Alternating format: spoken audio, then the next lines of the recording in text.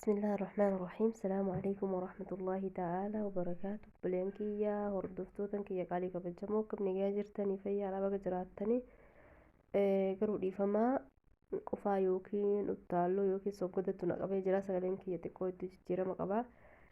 بقى جراتني سنين در بلينكية اسماني ليش شير نانغوني ليش سبسكرايب كومنتي نانغوني سنين جدا كومنتي فون سبسكرايب laayikii godhuu hin dagatinaadha isiniin jedha akkasuma warroonni jilbaaba feetanii akkasuma akka fistaanaa abaayaa bal'aasaa warri barbaadanii akkuma suuraa irratti argatan kan tamaaman keessana dubbisuu dandeessanii raqama kiyyaa asirratti isiniin maxxansaa isiniin jedha obboleeyyan kiyyaa hedduu takka wal banne maaliifin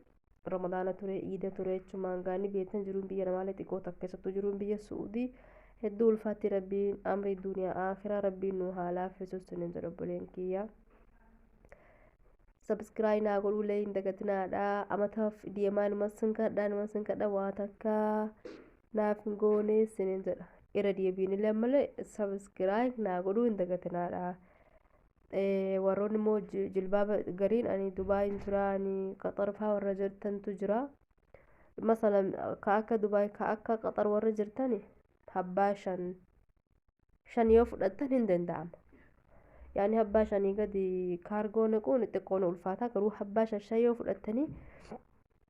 insha Allah fedhii rabbiitiin kaargoon masinii sheenaa sinin rabbileen kiyya jilbaabni immoo hedduu takka namatti tola warroonni xiqqoo gara biyya keenya erguun ni ulfaata maaliif hojjetanii biyyi keenya kaargoon biyya keenyaati fi kaargoon biyya namaa takka miti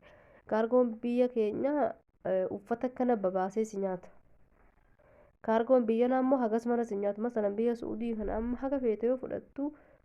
masalan ammaan uffata kana biyya alaarraa fuudha haga fedhe uffanni kee yoo heddummaatu kana